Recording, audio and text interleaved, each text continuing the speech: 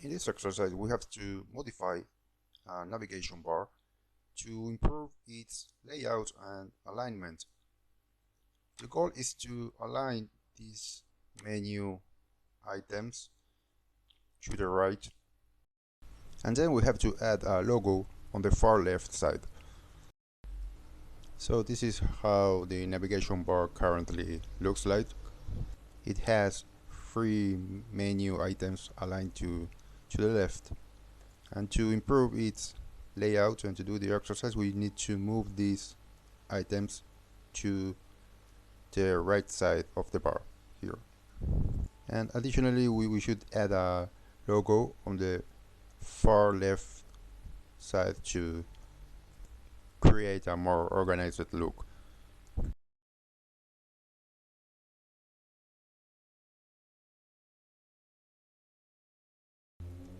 So as you see, this is the result that we achieved after the modifications. On the far left we have the logo, and on the right side the menu items that are aligned in a horizontal row, creating a structured layout.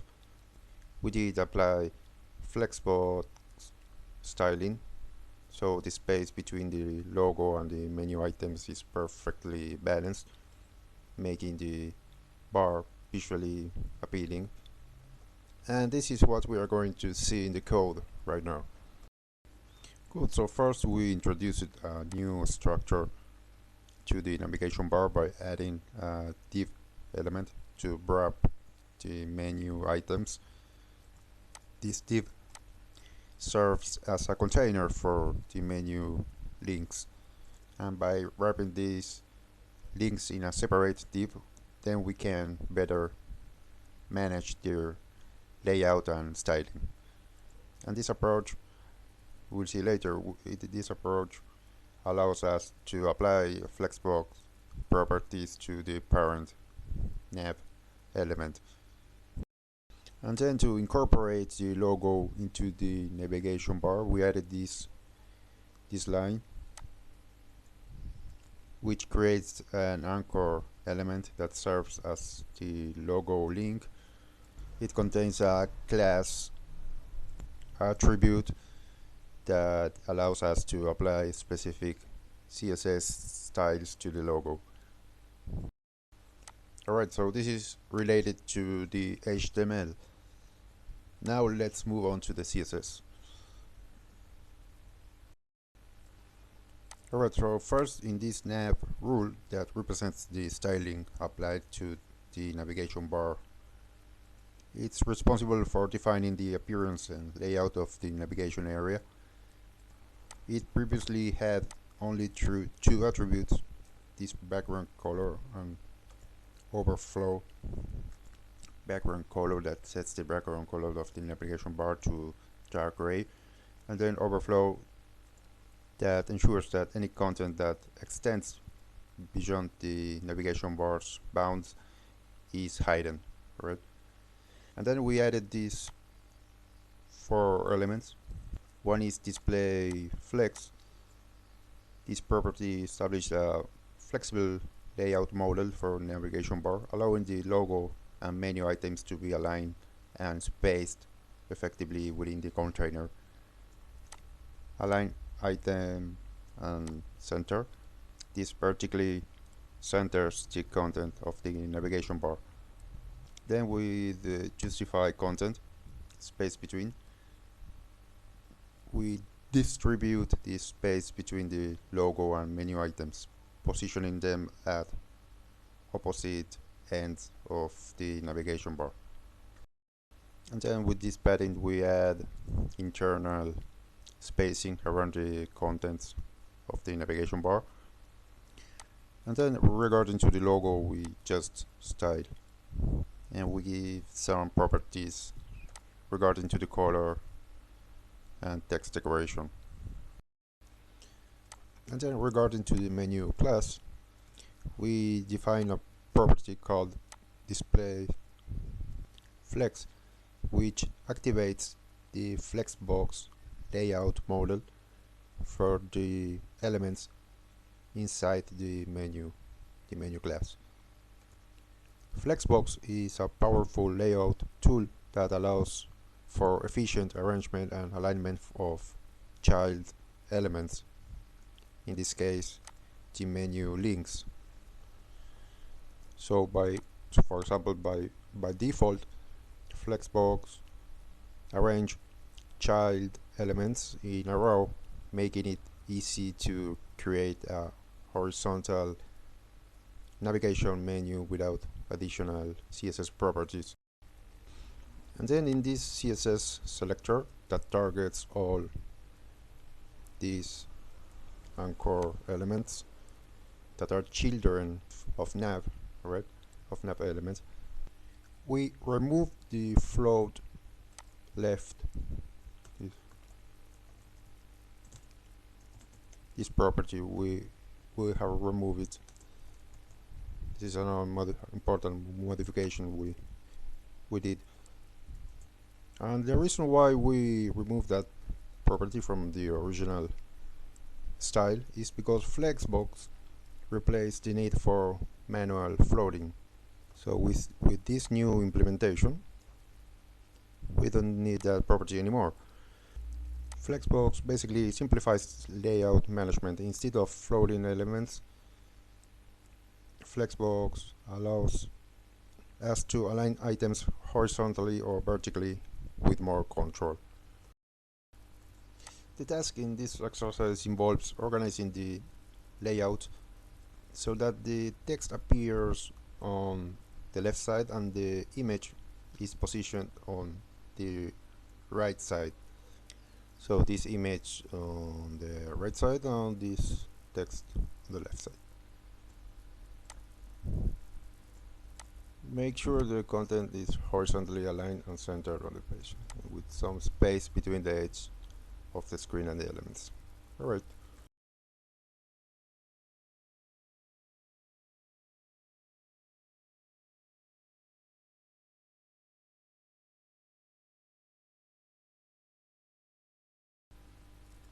So as you see, the text is easy to read, and you can appreciate how the elements are horizontally aligned and centered, giving the entire presentation a professional look. Text is positioned on the left side of the page while the image sits on the right side.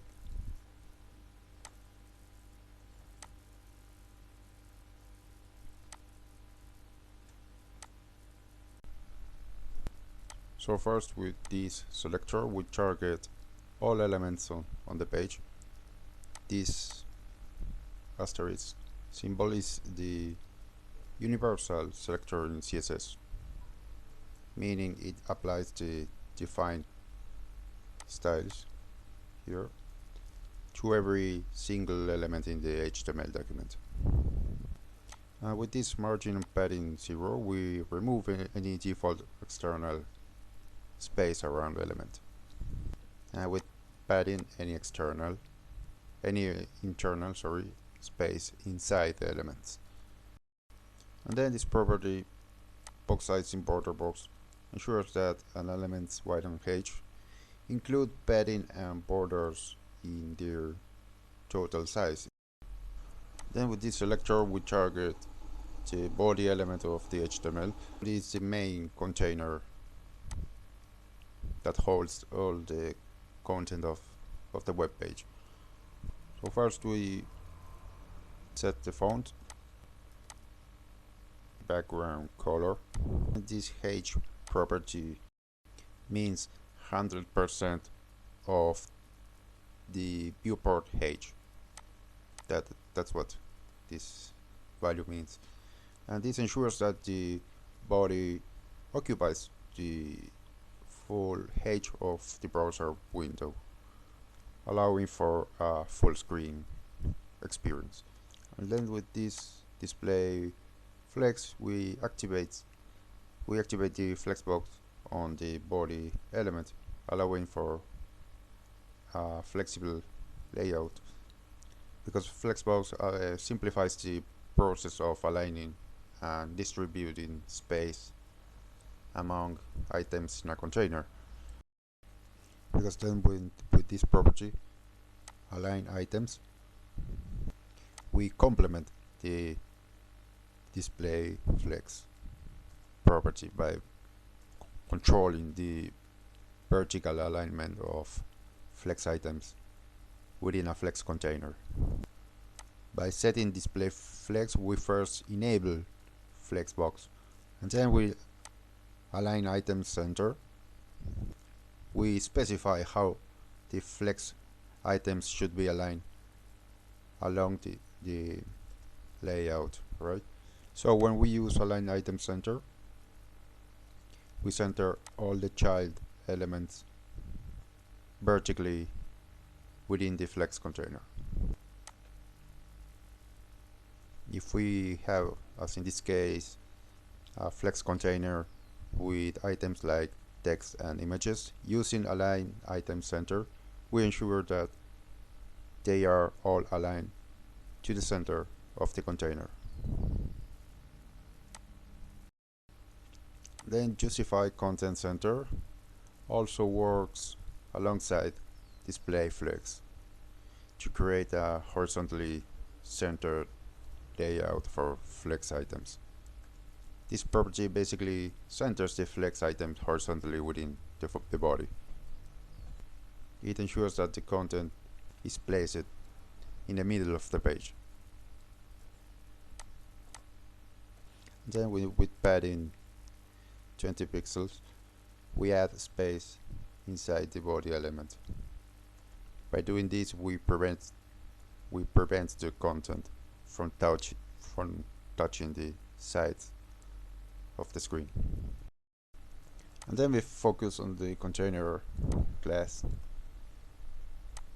where we activate flexbox there too, so that the items within this container can adjust their sizes and positions based on the available space.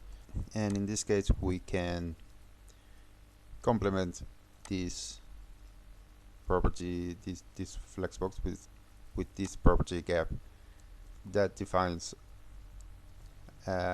spacing between flex items within the container, setting it to 20 pixels. That adds a gap between each child element, improving the layout's visual separation and overall design. And then we set the width of the container, which is 80% of its parent element. Parent element is the viewport of the body. With this property, we allow the container to occupy a very important portion of the available space while maintaining some margins on the sides. Then with max width, we limit the maximum width of the container. And then we continue with designing the text class, which is the text of the container. First, we set the width to 50% of its parent container, which is the container. And this ensures that the text app half of the available horizontal space. And then with padding 20 pixels, we create a space inside the text container between the content, the text itself, and the container's border. This prevents the text from touching the edge of the container. Then we style the font size of the text to color, and then we enable we activate again flexbox, which allows for further alignment and positioning of any child elements within the text container, if there were any.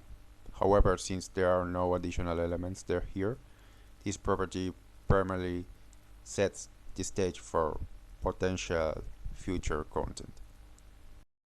And then finally we style the image First, we set the width of the image to 50% of its parent container.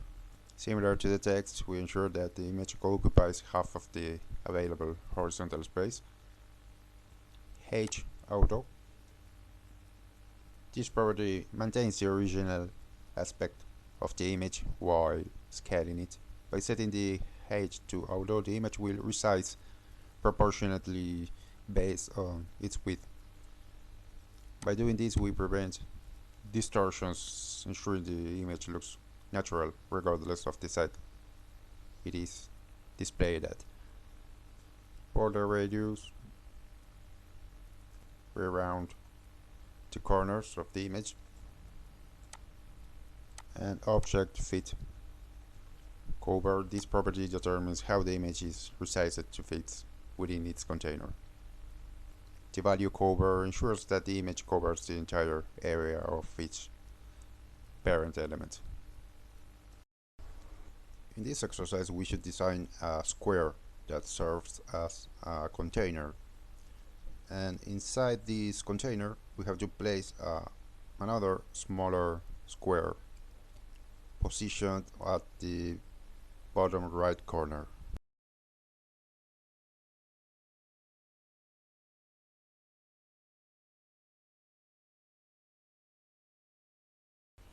Well, here we have the square container, and as you can see, the smaller square is placed in the bottom right corner inside it. The larger box acts like a frame, keeping everything organized. So now let's take a look at how we achieve this in the code. In the HTML, we have a simple structure containing two div elements. The first div has the class outer box, which acts as the large container for our layout, and inside the outer box we place another div with the class inner box, which represents the smaller box positioned in the bottom right corner. And now if we move on to the CSS, we define some properties regarding the outer box. This outer box class that targets the larger container. First we set the size of the box, then the color,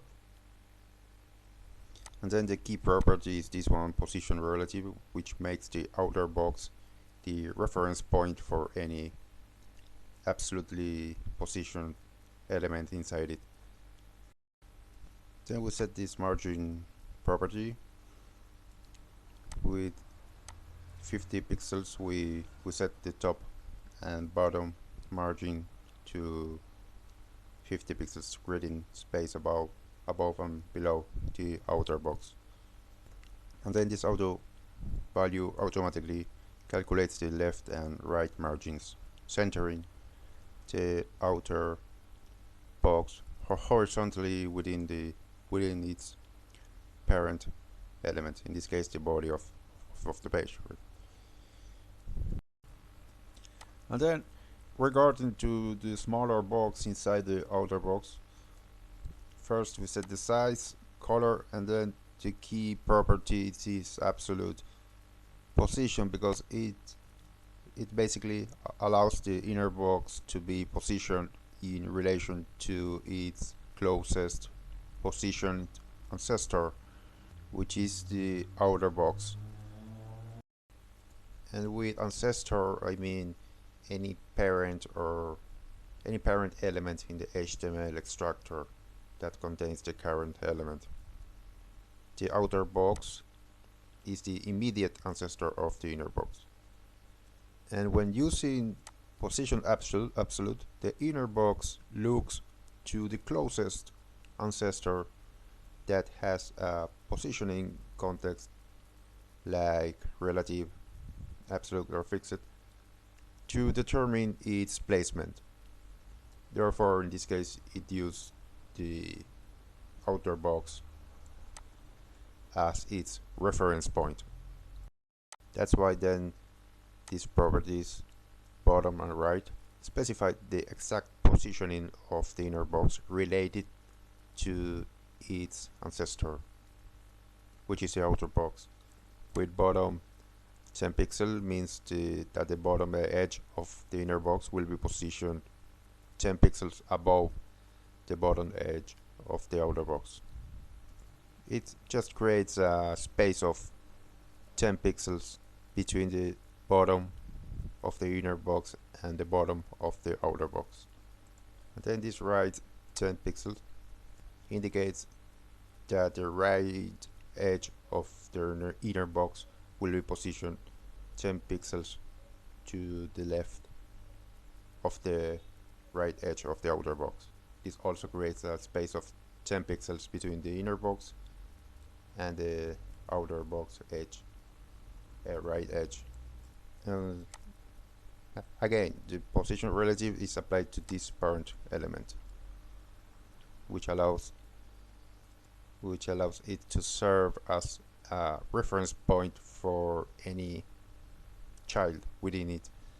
And position absolute is applied to this child element. By applying the position absolute to this child, then with the other properties like bottom, left, right, it can be positioned within the parent. Good, so here we have to create a layout with 3 elements, 3 cards that should appear side by side in a normal design on larger screens. These elements should have the same style, and then we have to make sure that when the screen size is reduced, like on mobile devices, these elements appear vertically, one below the other. So the goal here is also to make the design responsive, so it adapts well to both large and small screens.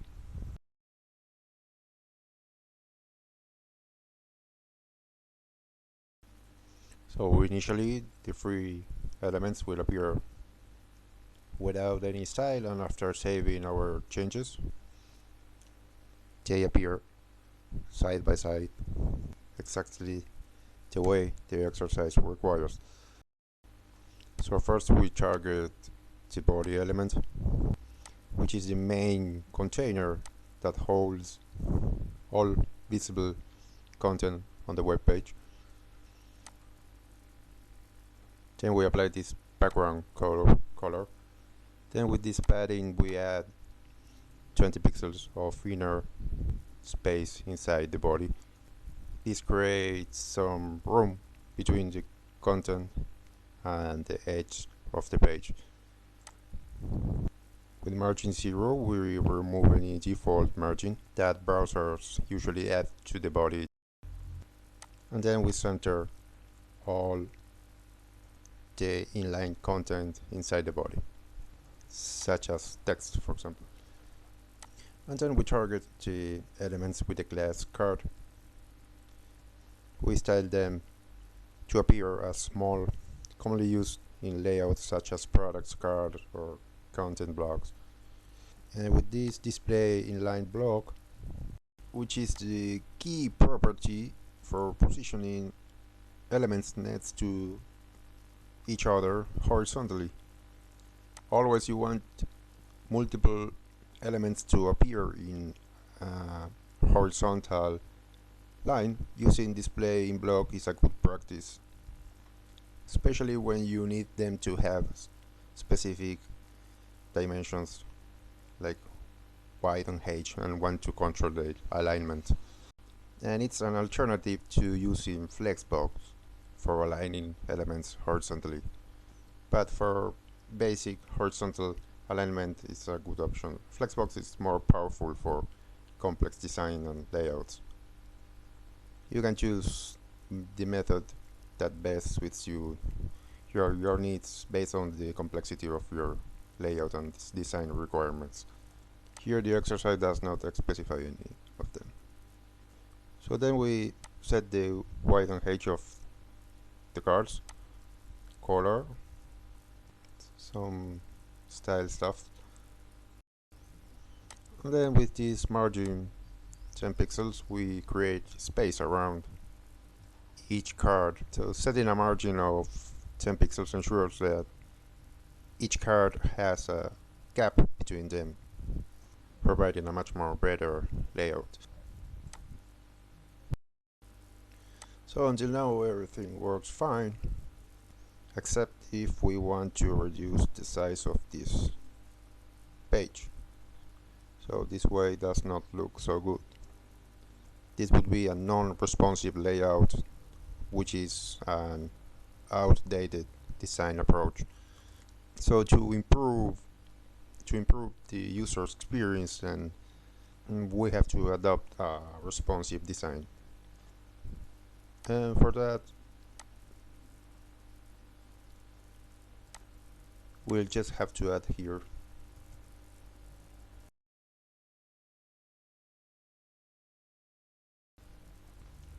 this rule is a media query, which is a powerful feature used in responsive design to apply styles based on the viewport's width. So this line, media query max width, specifies that the enclosed styles should only apply when the viewport width is 768 pixels or less. This measure is commonly used to target devices like tablets or mobile phones. And inside the media query, we define a style for the card class. This means that the style specified within the curly braces will only apply to elements with this .card class when the screen width is this one. So this property width 90% change the width of the card elements to 90% of the container. So with this adjustment we improve, or maybe we improve. Let's see how it looks like.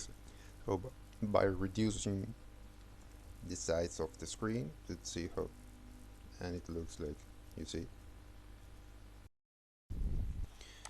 In this exercise we have two sections, and between these sections we have to position a card element in the middle, which acts as a visual divider, and the card should partially overlap both sections.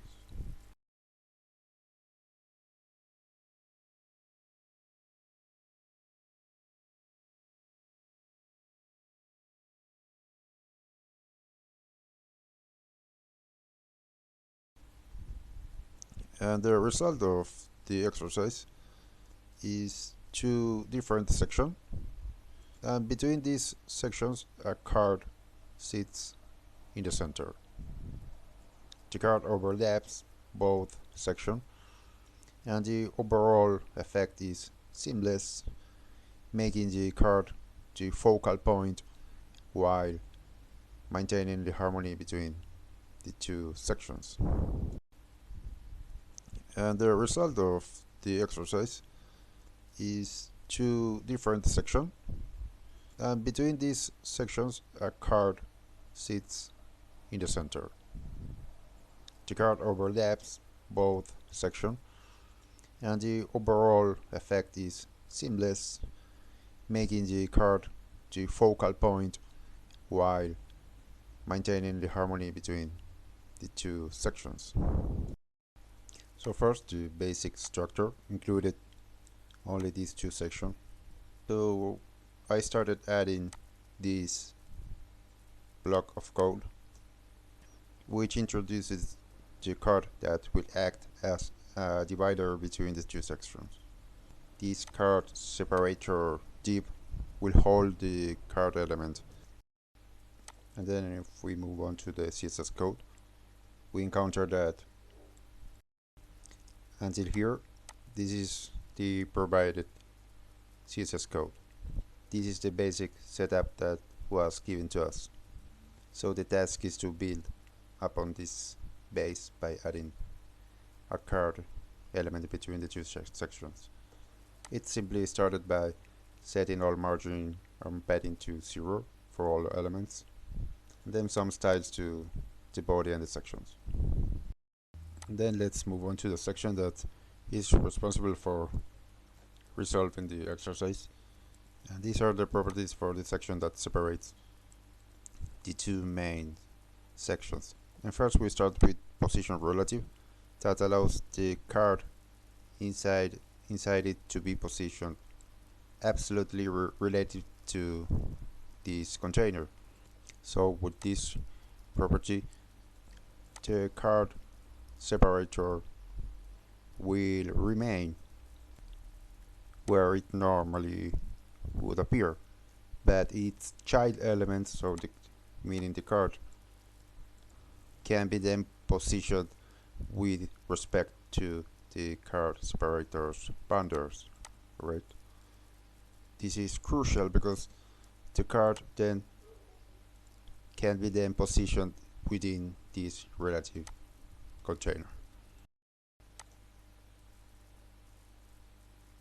Then with 100%, the separator takes up the full width of the page, h 120 pixels, which defines the vertical space the separation will occupy, and then display flex, right?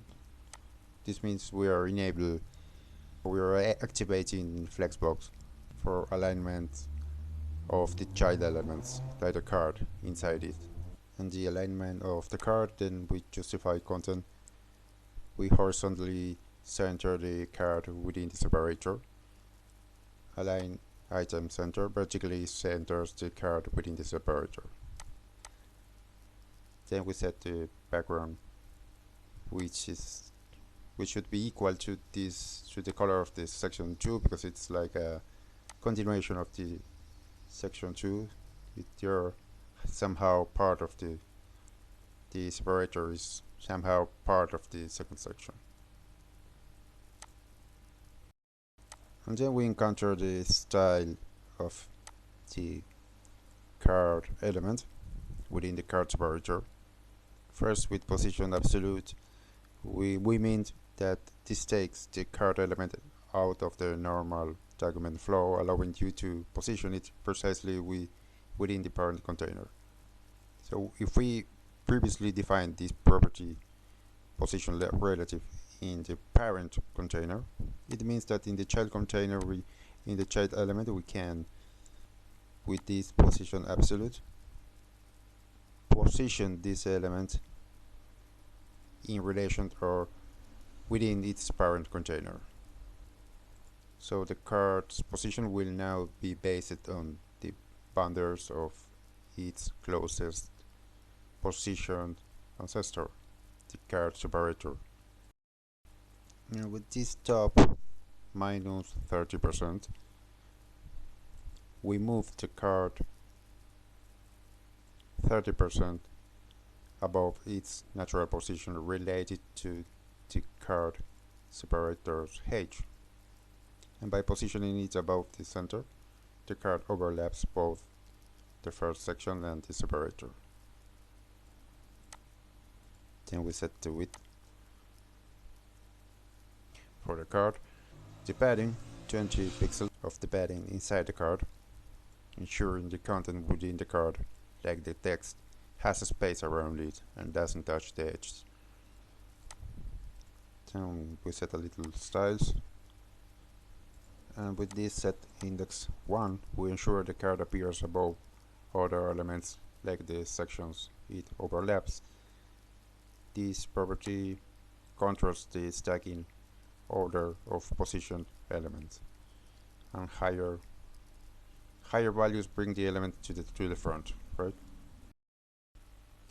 In this exercise, the goal is to transform the existing navigation bar into a vertical sidebar located on the left side of the screen.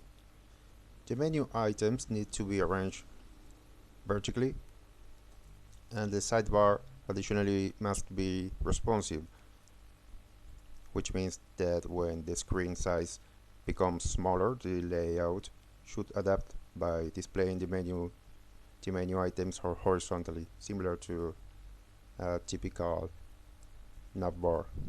So for now, the navigation structure is the same as in the previous exercise, maintaining the same links and elements. However, in this case, instead of simply changing the alignments or order of the elements, the task requires a different kind of transformation, right? Here the challenge is to reorganize the layout into a vertical sidebar on the left.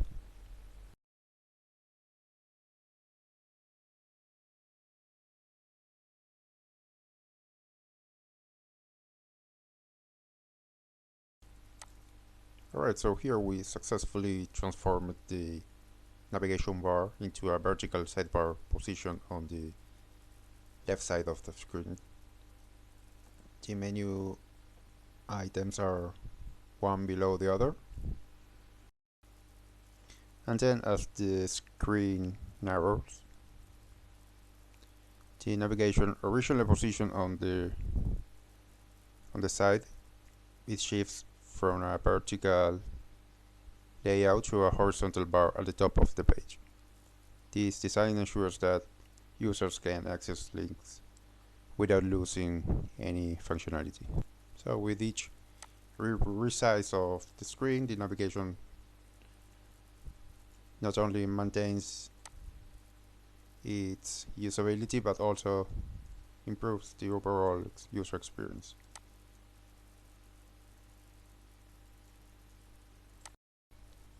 Alright, so the modifications we introduced it in order to meet the requirements of the exercise start with some global styling rules that set the foundation for the layout. First, we reset margins and padding for all elements using this asterisk as universal selector targets all elements on the page, applying the same styling rules for all the elements. This is important in this case because for sidebar layout, even small bad unwanted margins could shift the elements or break the alignment. So resetting everything ensures that no extra space interferes with the sidebar's structure. Then in the following rule, in the body selector, I added 3 properties. Display with the flex value. This sets the body element to use flexbox, which allows for flexible layout by organizing its child elements in a row or column. Then the H property with 100 HP value. This basically makes the body take up the entire H of the screen, no matter the size of the device, ensuring the layout covers the full screen, right? And then we set the text font. And then in the nav rule, we added these properties. These 5 properties to transform this navbar into a vertical sidebar. And the key property that makes the navigation vertical is flex direction column. This property arranges the child elements of the flex container, in this case the nav links, in a column stacking or putting them one below the other, right? And without this property, the default behavior would be a horizontal row, aligning the items side by side, right? Then this align items flex start ensures that all the links inside the nav are positioned at the top of the navigation bar. Then with padding, 20 pixels, it means there will be 20 pixels of padding on all four sides, top, right, bottom and left of the nav element. It creates space between the text, the links, and the edge of the navigation bar, preventing them from touching the sides. And then with this selector nav A, we target all anchor links, all anchor link elements that are direct children of a nav element. We first start with the display block property. As block element, the links will take up the full width available and start on a new line, making them easier to click. This means it occupies the full width of its parent container, and as a result, links stack vertically, making them easier to click and improving the design. Then we set the text color to white. That makes the links visible against the dark background of the navigation. Then we align the text within each link to the left. Items are left aligned, right? Then in padding, we have 10 pixels and 20 pixels. 10 pixels of padding to the top and bottom, and 20 pixels to the left and right. And then this block is what makes the layout responsive. It ensures that when the viewport width is 600 pixels or less, like on a mobile device, the layout adapts accordingly. First, we change the layout of the body from a horizontal side-by-side layout to a vertical layout, stacking the navigation and content on top of each other instead of side by side. Then regarding to the navigation, it becomes full width and the layout changes from a vertical column to a horizontal row. And then each link of the navigation takes up equal space with this flex one. The text is centered and the font size is reduced to 13 pixels. The goal here is to add separation between items. You are provided with a pre-designed layout and your task is to focus only on improving the clarity between each element. The list currently appears without any distinction between its entries, and by adding dividing lines, you will ensure that each item is visually different. This is a small styling adjustment that shows how subtle design choices can impact the user experience.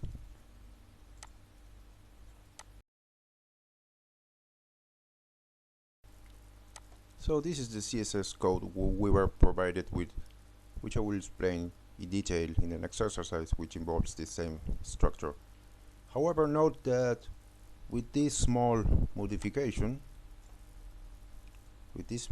alone, we successfully solved the exercise by adding a separator line between the list items. And how we did that? Just by focusing on this li selector, which points to the list items that we want to modify. By targeting li, we are applying the styles specifically to each item in the list. In this case, we're first adding a padding and bottom border to create the separations. The padding adds space inside each list item to make the content more readable.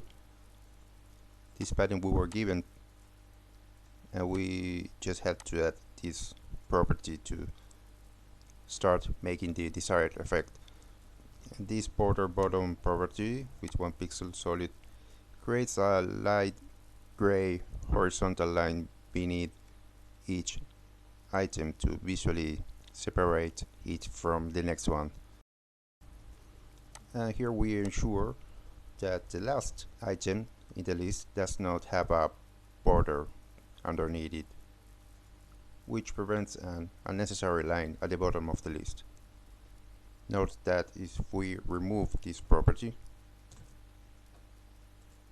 and then we save, you will see here a last unnecessary line that does not have to be there, because there are only 8 items and we want them to be well organized. In this exercise they give us a list of items within a container, this long list of items, and the goal was to display those items clearly and neatly using a simple and attractive layout. But the problem is the list is quite long and may not fit within the height of every user screen. This is how it looks like. It looks quite unorganized. That's why the exercise requires us to create to add a scroll bar, and this would allow a user to scroll through the list without any problem. So with the changes we introduced, now we're able to see a centered container that displays all the items neatly within it, and this scrollable area ensures that the design stays without overcrowding the layout, so users can smoothly scroll through the list, keeping everything accessible. But let's see what we did in the code with not so many modifications. In the HTML structure, we just added this div with the class scrollable to allow this list of items to fit within the limited space. And if we move on to the style section, we realized that we didn't have to add much since most of it was already in place. The real issue was that there wasn't a way to make all the items visually accessible. So let's see briefly what we encountered before doing the exercise. So first they reset the default margin and padding. Then they made some body styling with font display flex, making the body a flex container that allows easy alignment of child elements. With Justify Content Center, they horizontally centers the child elements of the body. Align Items Center, which vertically centers the child elements of the body. Height of the body to 100% of the viewport height. And then they move on to the container, which is the main box that holds the list of items, and up to that point everything was in order. However, the issue was that the list of items wasn't fully visible, and to solve that issue we added this scrollable rule that which points to this scrollable class, and To give a solution to this problem, we first set a fixed height of 300 pixels. In this way, we define a specific area where the items will be displayed, which is this area of 300 pixels. And then with this overflow -i auto, that property ensures that if the content exceeds this height, a vertical scroll bar will automatically appear, allowing users to scroll through the list of items. In this way, all items can be accessed without overwhelming the layout. In this exercise, you will have to create a navigation bar with a drop-down menu. The goal is to ensure that the drop-down remains hidden initially and only appears when the user hovers over this service menu item. So we will have to achieve this by using CSS to control the visibility and positioning of the drop-down menu. So far there is absolutely no style applied to this HTML, so that's the task we're going to do now.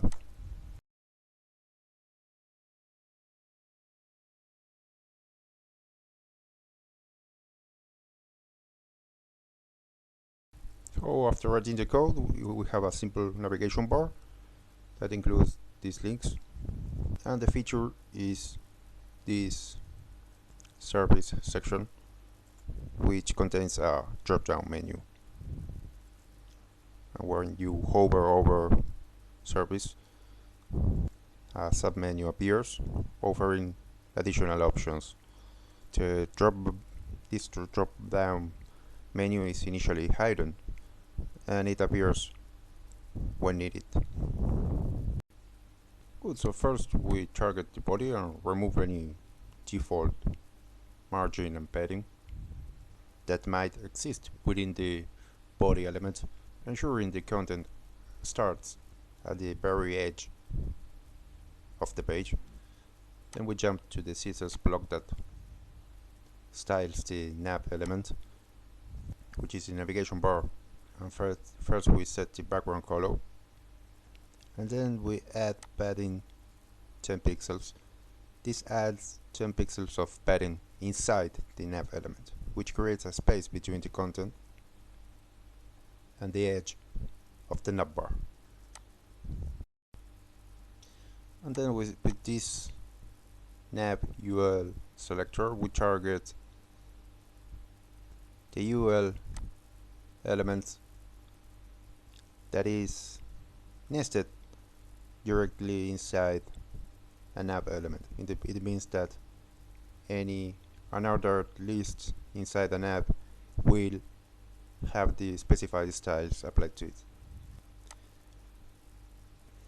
And we start with this list style known, which removes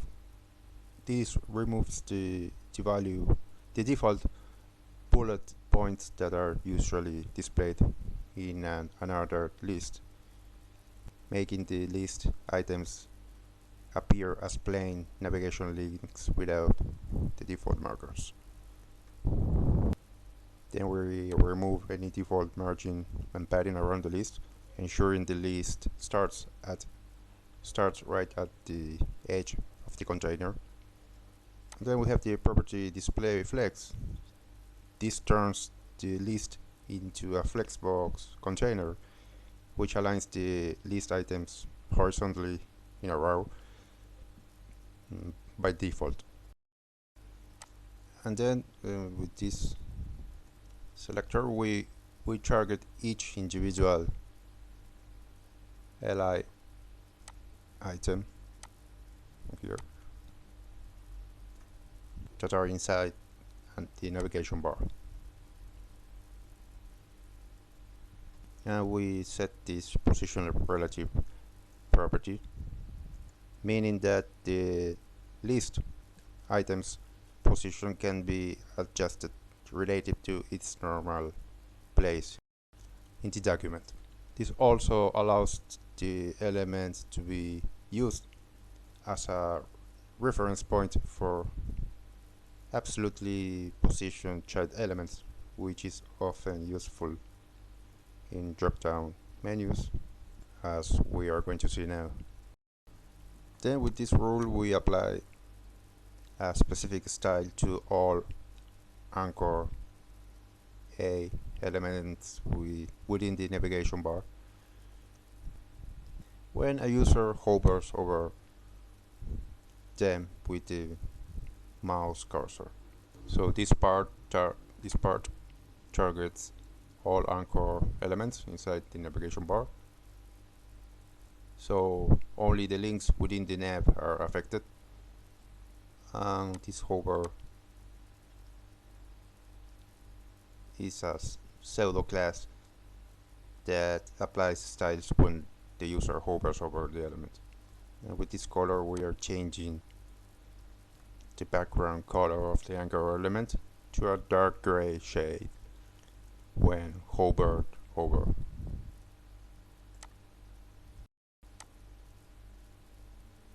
And here is where we define the style and behavior of the drop-down menu that appears when a user interacts with a drop-down item in the navigation bar. This property hides the drop-down menu by default, ensuring that only becomes visible when the user hovers over the parent drop-down item. This is essential for controlling when the menu appears. And then this position absolute, it's like it positions the drop-down menu related to its nearest positioned ancestor, in this case the li containing it. This allows the menu to be displayed in a specific location without affecting the layout of the other elements of the page, right?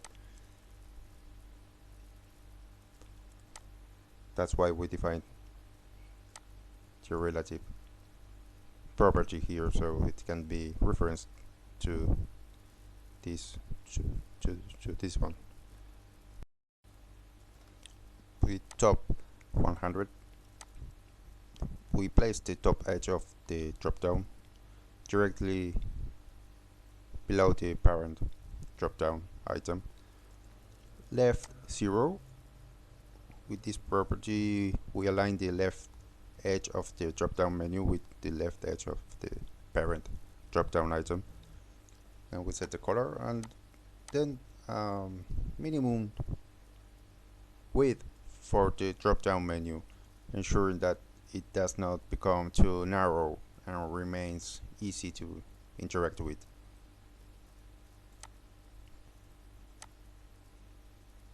Set index 1 establish the stacking order of the drop-down menu. A higher set index value ensures that the menu appears above other elements on the page, preventing it from being obscured. This task provides a basic navigation bar that is fully functional, but has a solid background color by default, and the goal here is to modify this navigation bar to make it transparent, allowing some visibility of the content behind it. And then we should add here a hero section or a banner which will take up the entire viewport, which consists of a background image that is centered and covers the full width and height of the screen. And this banner or hero section image will be still visible behind this navigation bar.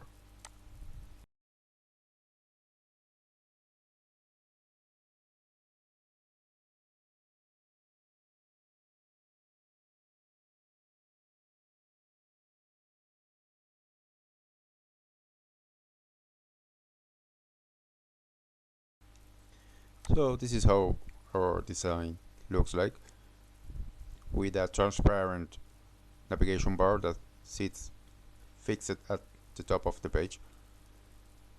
Quite similar to the other one, but this one is transparent, allowing the heroes section background image to show through. So for achieving that result, first we reset the default margin and padding for all HTML to 0. And then we target the nav element, setting first this position fixed that keeps the navigation bar fixed at the top of the viewport. Even when scrolling, this section does not contain more than this exercise will require us, but in case we have more sections, if we scroll down, this bar will stay fixed. Same with this top 0, ensures the navbar is aligned with the top edge of the screen with 100%, makes the navbar span the full width of the screen, and then instead of setting a color, we set it to transparent, allowing the content behind it to show through. Then overflow hidden that prevents the content inside the navbar from overflowing.